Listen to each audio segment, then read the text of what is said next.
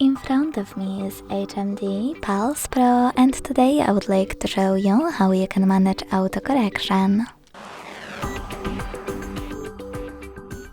Begin by launching Settings and scrolling all the way down to Access System. Then select Keyboard, On-Screen Keyboard, and Gboard. Lastly, after tapping on text correction, scroll down just a bit and tap on this switcher next to autocorrection. Thanks to it, you can turn it on or off.